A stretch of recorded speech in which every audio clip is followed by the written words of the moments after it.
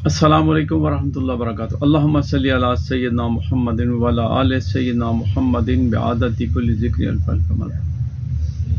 या रब्बुल आलमीन, मेरे प्यारे प्यारे आका अलैहिस्सलाम पे अपने सारे रहमत के ख़जाने, फ़ज़ल के ख़जाने, नूर के ख़जाने, ज़ुहूर के ख़जाने, अपनी मुलाकातों के ख़जाने या रब्बना सारे के सारे मेरे प्यारे प्यारे आका अलैहिस्सलाम पे निछावर फरमा और उनको उन मकाम में महमूद पर पहुँचा जिनका तूने उनसे वादा फरमाया।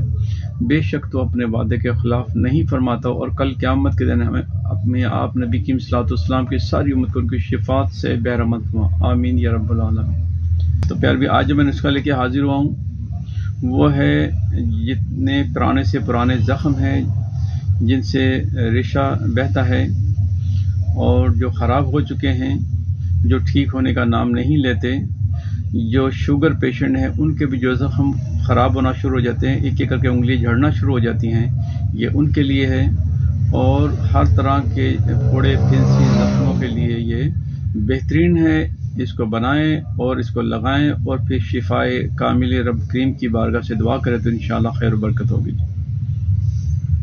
तो नोट फरमा लें, कमीला आप ले लें 1 तोला, मुर्दा संख ले लें आप 1 तोला, मोम ले लें आप 3 तोला और राल सफ़ेद ले लें आप 1 तोला और संदूर ले लें 1 तोला और कत्था ले लें 1 तोला।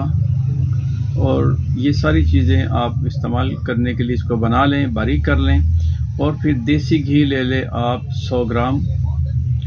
तो देसी घी को कढ़ाई में डाल के गर्म कर लें। लोहे की कढ़ाई आपके पास होनी चाहिए और लकड़ी का चमचा होना चाहिए।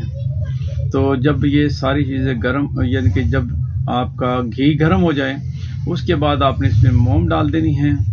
मोम डाल के इसको हिलाते रहें। जब मोम आपकी हल हो जाए उसके बाद इसमें बाकी सब बारीक चीज़ें बिल्कुल बारीक पीस लेनी है और बारीक करके आप इसको 2 बार या 1 बार कपड़ छान कर ले ताकि आपकी मरहम जो है वो बेहतरीन तैयार हो सके।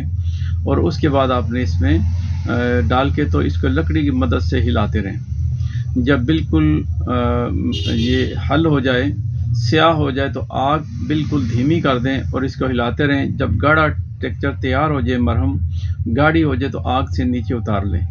बस आपकी मरहम तैयार है।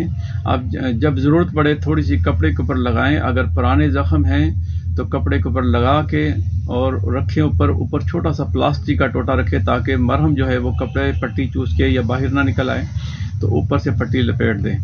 तो कोशिश करें कि ये 2 टाइम करें तो इंशाअल्लाह बहुत अच्छा रिजल्ट मिलेगा। जितने भी पुराने से पुराने ज़ख्म हैं तो इंशाअल्लाह खैर बरकत होगी, बल्कि यहाँ तक कि गैंग्रीन तक ये काम करती है। अल्लाह ताला मेरा और आपका हामी नासिर हो। अस्सलामु अलैकुम वरहमतुल्लाहि वबरकातुहू।